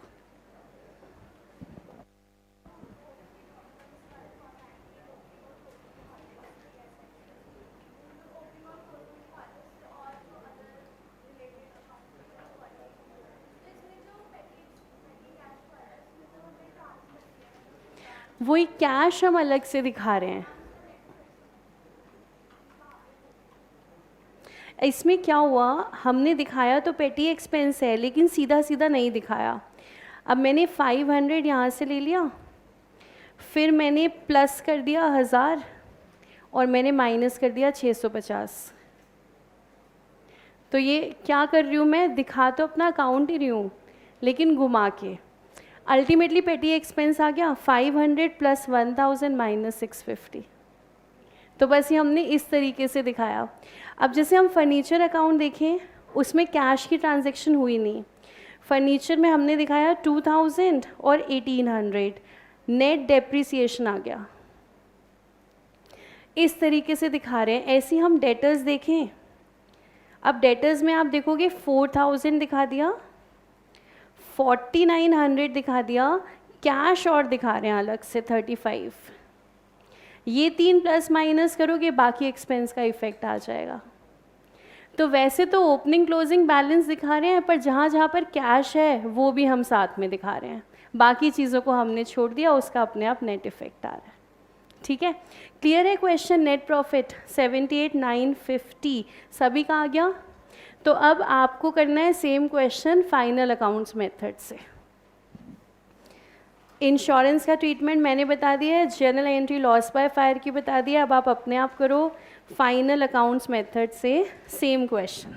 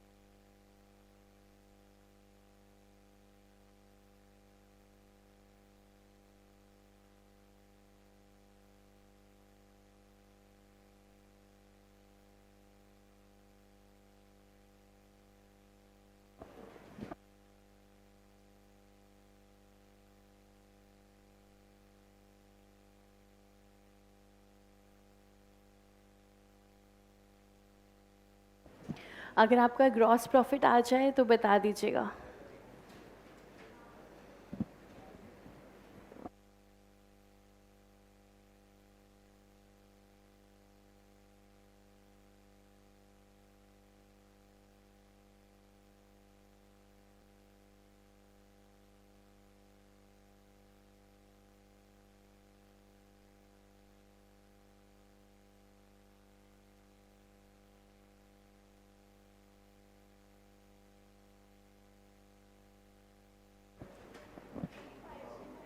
$85,200, यस।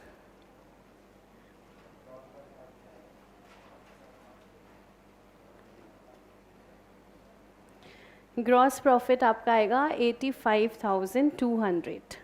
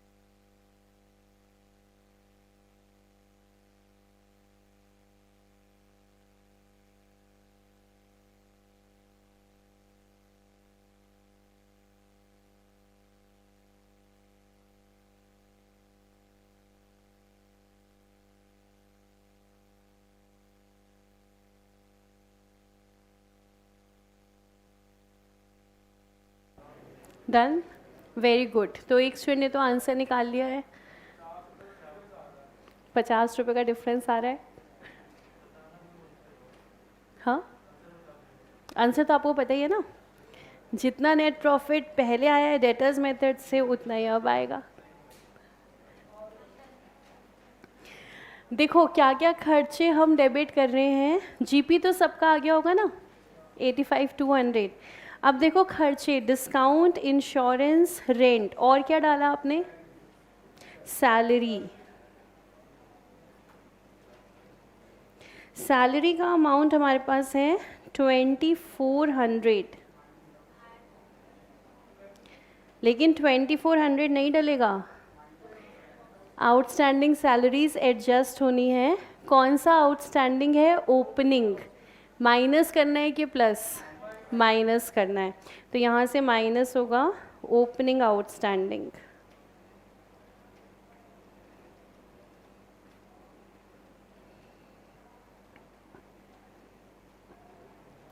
तो सैलरी जो हम दिखाएंगे वो है 2300।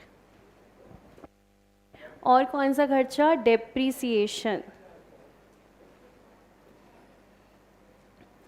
डेप्रीसिएशन यहाँ डालेंगे 200। और कोई खर्चा? पेटी एक्सपेंसेस।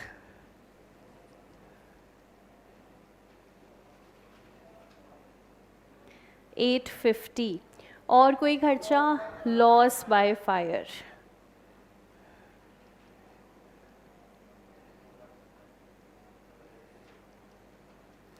अमाउंट कितना? 200। जितना हमारा नेट लॉस होगा, 1200 का लॉस, 1000 का इंश्योरेंस क्लेम, यहाँ पर आएगा 200। बस ये सारे खर्चे हमारे पोस्ट हो गए। अब आपका प्रॉफिट आ जाएगा।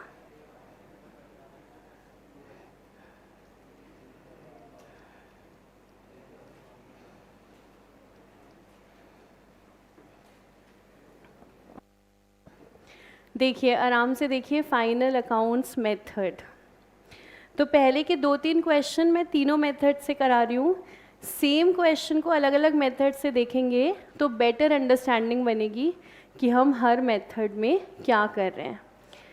और अब हम इसी क्वेश्चन को कौन से मेथड से करने वाले हैं? स्टॉक एंड डेटर्स मेथड से। तो ये कंप्लीट कर लीजिए और स्टॉक एंड डेटर्स मेथड के लिए फॉर्मेट्स बना लीजिएगा। कितने अकाउंट्स बनने हैं? 4 अकाउंट बनेंगे। Branch stock, branch debtors, branch expense, branch P&L। और हमारे इस पर्टिकुलर क्वेश्चन में हम ब्रांच फिक्स्ड एसेट भी बनाएंगे वर्किंग नोट के अंदर। तो 5 बेसिकली अकाउंट्स हमारे बनने हैं स्टॉक एंड डेटर्स में। तो ये कंप्लीट कर लीजिए आराम से और फिर स्टॉक एंड डेटर्स के लिए फॉर्मेट्स बना लीजिए।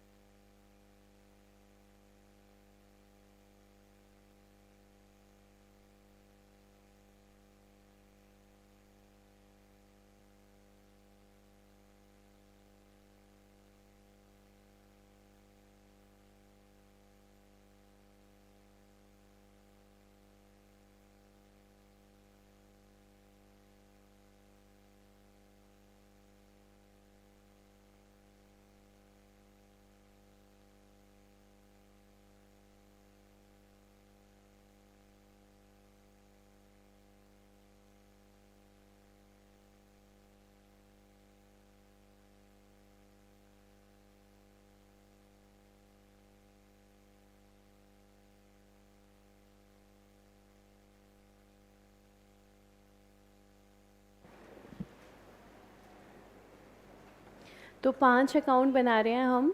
Branch stock, branch debtors, branch expense, branch P&L और ब्रांच फिक्स्ड एसेट। पोस्टिंग करना स्टार्ट करते हैं। सबसे पहले ब्रांच डेटर्स अकाउंट को पोस्ट करते हैं, क्योंकि हमने डेटर्स अकाउंट ऑलरेडी बना रखा है ना, बिल्कुल सेम बनेगा ब्रांच डेटर्स। सिर्फ लिखने का तरीका जो है वो अलग अलग होगा। तो सबसे पहले हम हमारे डेटर्स अकाउंट को पोस्ट कर देते हैं। बैलेंस ब्रॉट डाउन से स्टार्ट किया हमने।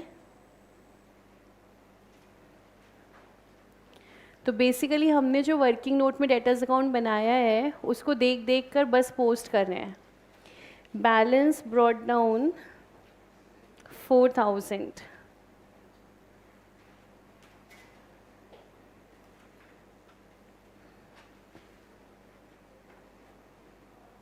फिर हमने लिखी थी क्रेडिट सेल्स। इस मेथड में बस हम लिखेंगे टू ब्रांच स्टॉक। सेल्स हमारी है 40,000 और ब्रांच डेटर्स में लिखा है टू ब्रांच स्टॉक, तो ब्रांच स्टॉक में लिख देंगे बाय ब्रांच डेटर्स।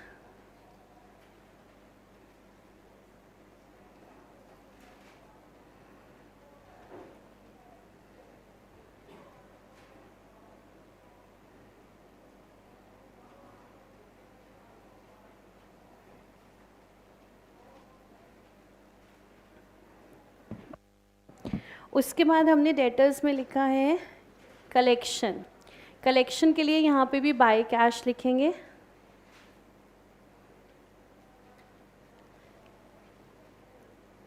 और बाय हेड ऑफिस जो एचओ ने रिसीव कर लिया।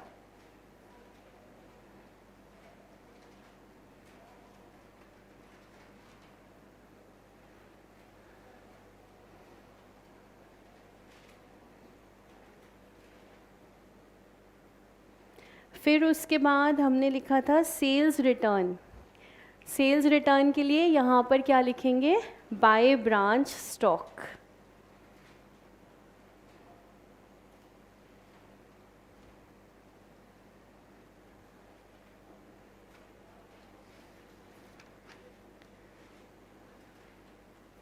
$2,000।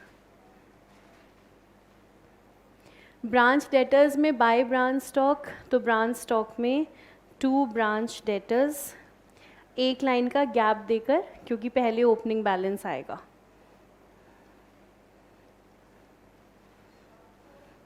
तो फिलहाल तो हमने सिर्फ हमारा डेटर्स अकाउंट बनाया है जो हमने ऑलरेडी बना रखा था, उसको बस हम पोस्ट कर रहे हैं यहाँ पर। डिफरेंस सिर्फ इतना है, सेल्स और सेल्स रिटर्न के लिए हमने लिख दिया ब्रांच स्टॉक। और क्या है आपके डेटर्स अकाउंट में, डिस्काउंट। डिस्काउंट के लिए यहाँ पे क्या लिखेंगे, ब्रांच P&L, या फिर एक्सपेंस भी लिख सकते हैं। हम डायरेक्टली P&L ले जा रहे हैं, बाय ब्रांच P&L। डिस्काउंट है हमारा 100, तो ब्रांच P&L में टू ब्रांच डेटर्स।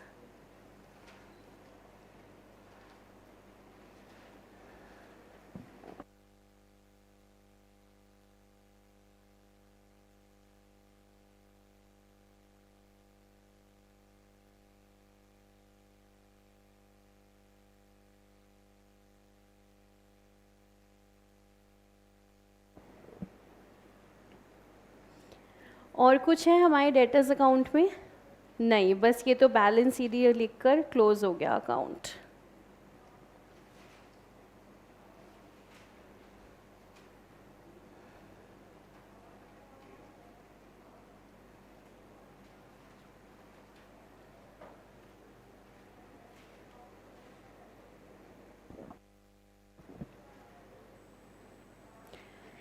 ये वर्किंग नोट तो हमारा बना हुआ ही था, हमने एज इट इज़ उसको लिख दिया, सिर्फ एप्रोप्रिएट नाम को हमने चेंज कर दिया। अब चलिए क्वेश्चन में से वन बाय वन ट्रांजैक्शंस उठाते हैं, पोस्ट करते चलते हैं। सबसे पहले है स्टॉक ओपनिंग, तो टू बैलेंस ब्रॉट डाउन।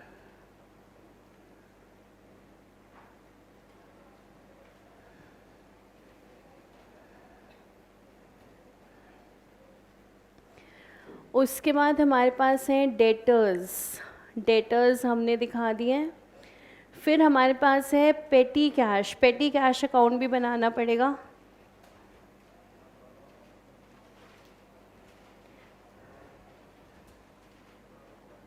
हमने ऑलरेडी बना रखा है, उसमें एक छोटा सा डिफरेंस होगा।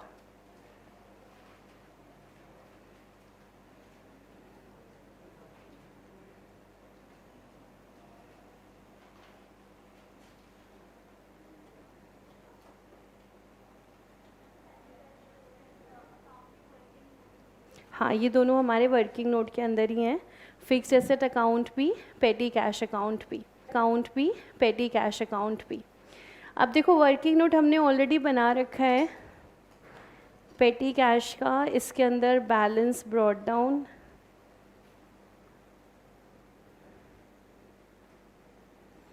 $500।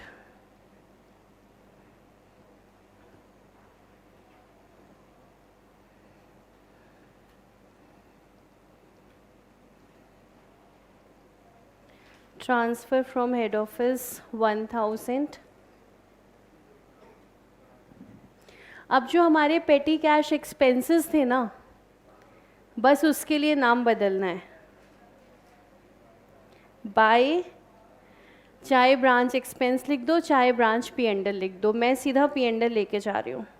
By branch P and L, कितना कितना अमाउंट था हमारा, 850 एक्सपेंस का और बैलेंस 650।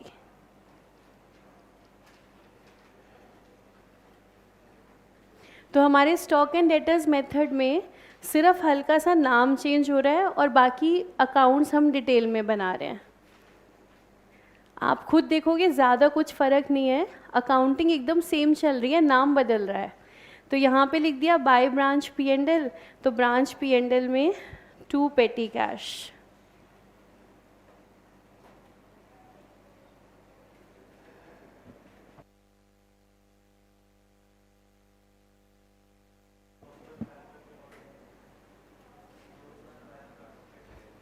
हाँ, अभी लिख रहे हैं। लॉस बाय फायर का अकाउंट बनाने की ज़रूरत नहीं है आपको। लॉस बाय फायर बस हम पोस्ट करेंगे, कहाँ पोस्ट करते थे हम, फाइनल अकाउंट्स में। फाइनल अकाउंट्स में पहली एंट्री ट्रेडिंग में, और स्टॉक एंड डेटर्स मेथड में ट्रेडिंग अकाउंट कौन सा है, चुपके से जो हमने सीखा था, ब्रांच स्टॉक। उसका नाम ब्रांच स्टॉक है, चुपके से तो वो ट्रेडिंग है, उसमें पोस्ट करेंगे लॉस बाय फायर।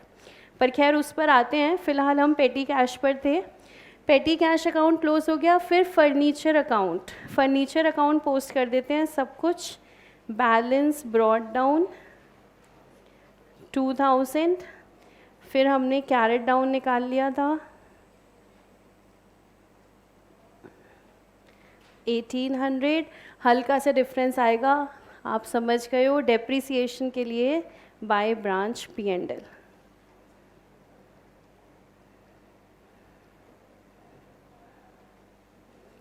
तो ब्रांच पी एंड एल में 2 branch fixed asset.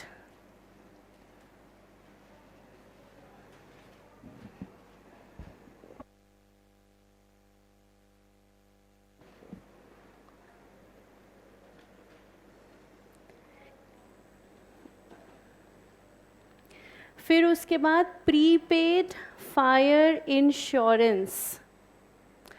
Prepaid fire insurance खर्चा है हमारा, इंश्योरेंस ब्रांच एक्सपेंस के अंदर दिखाएंगे, यहाँ पर लिखेंगे टू इंश्योरेंस। और बिल्कुल जैसे हमने फाइनल अकाउंट्स में दिखाया था वैसे दिखाएंगे। 600 का खर्चा है, प्लस करेंगे ओपनिंग प्रीपेड, माइनस करेंगे क्लोजिंग प्रीपेड। ब्रांच एक्सपेंस के अंदर हमें क्या दिखाना है, सारे के सारे हमें खर्चे दिखाने हैं। फिर उसके बाद सैलरी आउटस्टैंडिंग आ रहा है, यहीं पे दिखा देते हैं। सैलरी टोटल अमाउंट हमारा था 2400, यहाँ से माइनस कर दिया ओपनिंग आउटस्टैंडिंग।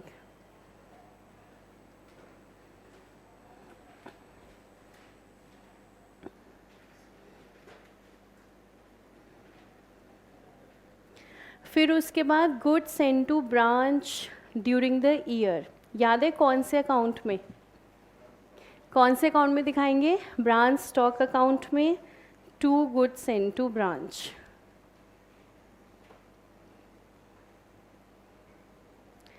$79,000 रिटर्न्स माइनस करके। फिर हमारे पास है cash sales, branch stock account में ही दिखाएंगे बाय कैश।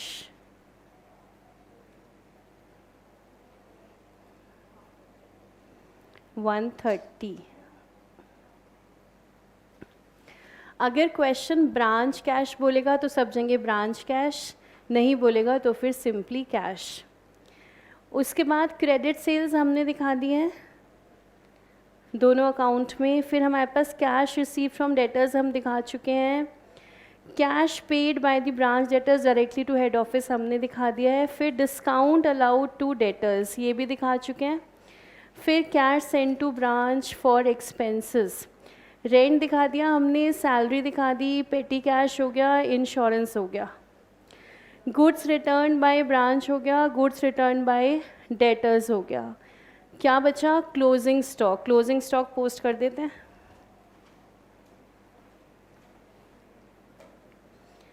Balance CD 5000।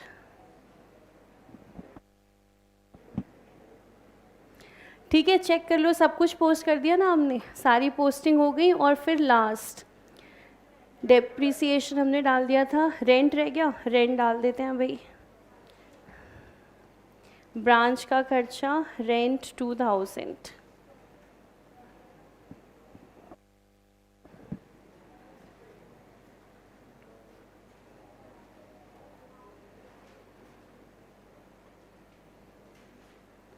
फिर उसके बाद डेप्रिसिएशन हमने डाल दिया था। फिर आ गए हम लॉस बाय फायर पे। लॉस बाय फायर क्या करेंगे, बिल्कुल जैसे फाइनल अकाउंट्स में किया था।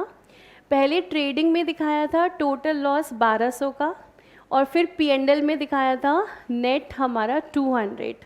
सेम चीज़ यहाँ पे करेंगे। यहाँ पे हमारा ट्रेडिंग है ब्रांच स्टॉक अकाउंट, इसमें हम लिखेंगे बाय लॉस बाय फायर।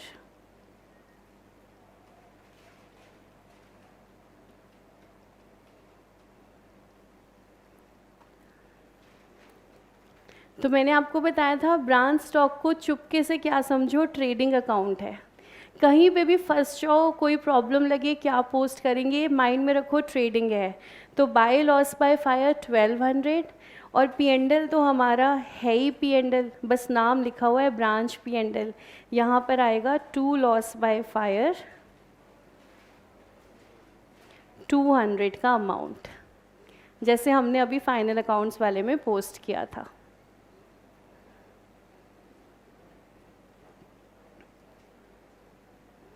तो देखो loss by fire debtors method में कैश रिसीव दिखाया था 1000 रुपये।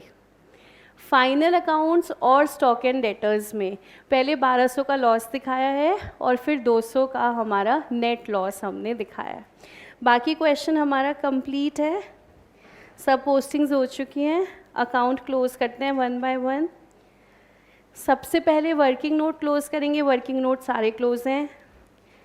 डेटर्स अकाउंट क्लोज है। स्टॉक अकाउंट देखो,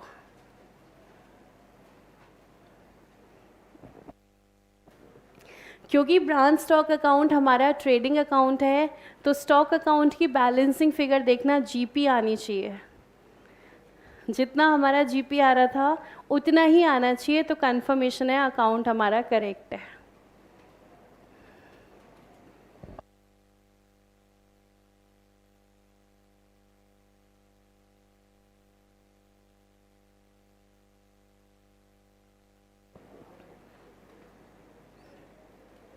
GP हमारा आया था 85,200। देखो इसकी बैलेंसिंग फिगर आ रही है, सेम आ रही है, बस लिखेंगे क्या, to branch P&L।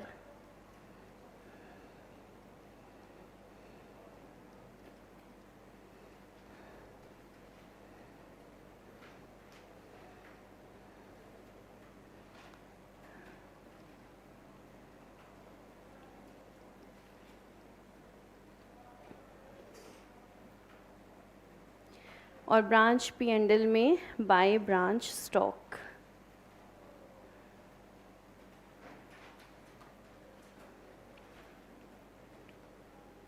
Branch P&L account सबसे लास्ट में क्लोज होगा, तो उससे पहले ब्रांच एक्सपेंस क्लोज करते हैं।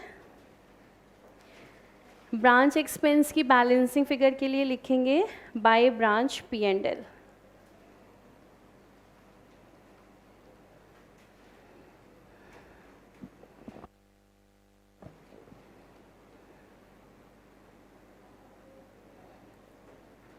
देखो कितना आ रहा है ब्रांच एक्सपेंस, 4900।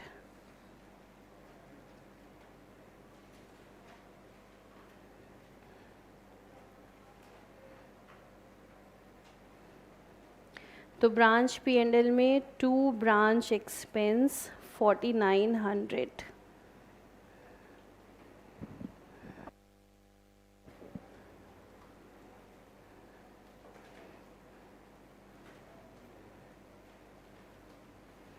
फाइनली हमारे पास आएगा net profit transfer to head office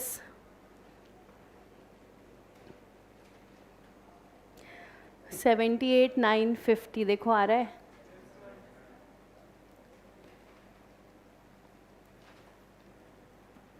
बहुत ही खूबसूरत चैप्टर है ये ब्रांच अकाउंटिंग। 3 डिफरेंट स्टाइल की अकाउंटिंग है और तीनों से हमारा प्रॉफिट एक्यूरेटली एकदम सेम आता है। कंप्लीट कर लो, आराम से देख लो क्वेश्चन 21 सारे मेथड से। एक बार दोबारा ज़रा गो थ्रू कर लो। इससे पहले कि हम इनवॉइस प्राइस तक जाएं, कॉस्ट प्राइस एकदम क्लियर होना चाहिए। तो अच्छे से देख लो, कोई डाउट है तो पूछ लो। बहुत ही खूबसूरत अकाउंटिंग है। एक में ब्रांच अकाउंट बना रहे हैं, एक में इतने सारे अकाउंट बना रहे हैं, एक में ट्रेडिंग P&L बना रहे हैं। सबसे प्रॉफिट हमारा सेम एक्यूरेट निकल कर आ रहा है। ब्रांच की चॉइस है, हेड ऑफिस की चॉइस है, जो मेथड फॉलो करना चाहें कर सकते हैं। ठीक है, thank you so much and keep smiling.